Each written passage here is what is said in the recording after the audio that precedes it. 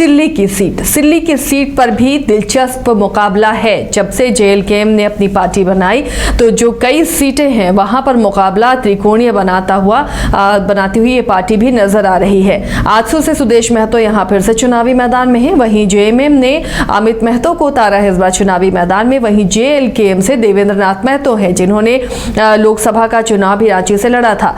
तो अब ये सिल्ली की जंग कितनी दिलचस्प बनती हुई नजर आ रही है। क्या ये जो तीनों महतो कैंडिडेट हैं किस तरह इनके बीच वोटों की शिफ्टिंग होगी, वोटों का बंटवारा होगा और चुनाव क्या त्रिकोणीय बनता हुआ दिख रहा है। रंजन जी, अब सिल्ली की जंग किस तरह देख पा रहे हैं आप? देखिए, यहाँ पर सुदेश महतो, अमित महतो और देवेंद्र महतो के बीच एक ट्रायंगुलर फाइट जो है वो बन रही है। अब अगर आप यहाँ पर देखें तो अमित महतो वो प्रत्याशी हैं जिन्होंने 2014 में सुदेश महतो को पराजित किया था। बाद में बाई इलेक्शन में उनकी पत्नी सीमा देवी ने भी सुदेश महतो को शिकस्त दी थी।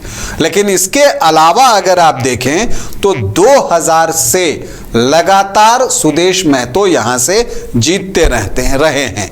2000 में यूजीडीपी के टिकट पर जीते थे, फिर 2005 में आजसू के टिकट पर, 2009, फिर उसके बाद 2019 में भी वो जीतने में सफल रहे। तो अगर आप देखिए तो 4 जीत उन्हें अब तक सिल्ली से मिल चुकी है और वो जीत का पंजा खोलना चाहते हैं।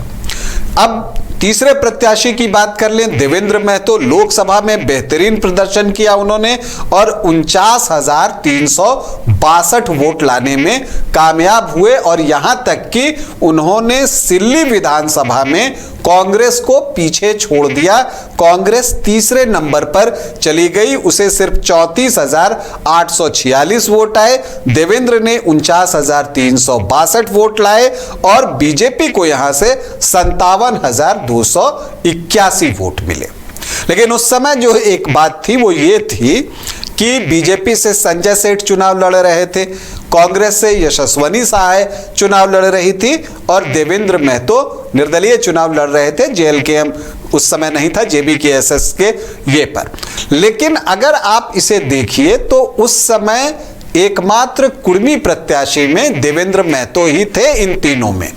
तो जो एक कंसोलिडेट हुआ कुर्मी वोट वो हुआ आपको देवेंद्र महतो की तरफ। तो देवेंद्र महतो को इसीलिए वो वोट गया।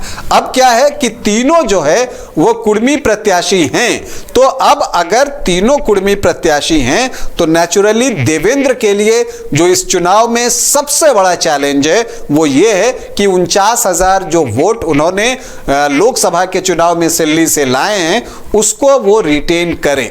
देखिए, देवेंद्र महतो ने इधर जो है वो राजनीतिक क्षेत्र में एक अच्छी प्रगति की है। अगर आप देखें तो स्टूडेंट लीडर के तौर पर भी उनकी पहचान बनी है।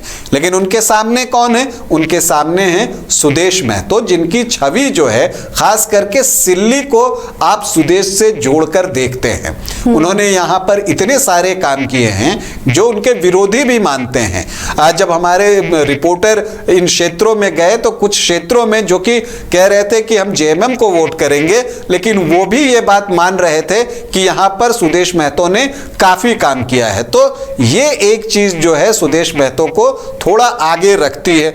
अगर आप देखिए तो उनका स्पोर्ट्स में काफी इंटरेस्ट है, खुद तो फुटबॉल खेलते ही हैं। यहां पर एक आर्चरी एकेडमी उन्होंने सिल्ली में बनाई है और इस आर्चरी एकेडमी की एक आर्चर को एशियन गेम्स में सिल्वर मेडल मिलता है। तो ये झारखंड के लिए कितनी बड़ी उपलब्धि की बात है। तो ये एक महत्वपूर्ण चीज है और उनका झारखंड की राजनीति में एक कद भी है। तो उलटफेर जब मैं हमेशा कहता हूं कि वो तब होता है जब कोई वेव चल रहा होता है। इस चुनाव में कोई वेव नहीं है कि कोई बड़ा नेता जो है वो आपको घेर जाए। तो एक चीज वो दिखती है, इसलिए मुझे लगता है कि सुदेश महतो को थोड़ा एज दिखता है। हालांकि अगर आप अमित महतो की बात कीजिए तो वो भी तगड़े लीडर हैं और अमित महतो का समीकरण बहुत साफ है। अगर आप अमित महतो के समीकरण को देखिए तो जो एसटी वोटर्स हैं उसमें 31.3% जो हैं वो आदिवासी वोटर्स हैं। महतो वोटर्स जो कि 34.5% हैं पूरे राज्य में सबसे ज्यादा, उसमें से वो अपना हिस्सा निकालना चाहेंगे। और प्लस जो मुस्लिम वोटर्स हैं 6.6%। तो उनको लगता है कि अगर ट्राइबल वोट का बड़ा हिस्सा उनकी तरफ आ जाए, महतो वोट में से वो अपना हिस्सा निकाल लें और मुस्लिम वोट तो उनके साथ रहेगा, तो ऐसी परिस्थिति में वो सुदेश महतो के सामने आमने सामने की लड़ाई बना सकते हैं। लेकिन देवेंद्र महतो भी जिस तरह से चुनाव लड़ रहे हैं वो भी कुछ मतदाताओं को अपनी तरफ आकर्षित करेंगे। अगर आमने सामने की लड़ाई होती तो थोड़ी क्लोज होती, अगर त्रिकोणीय होती है तो वैसी परिस्थिति में मुझे लगता है कि सिल्ली में सुदेश महतो को आपको थोड़ा सा एज देना पड़ेगा। चलिए, तो सिल्ली में सुदेश महतो को थोड़ा एज मिलता हुआ नजर आ रहा है।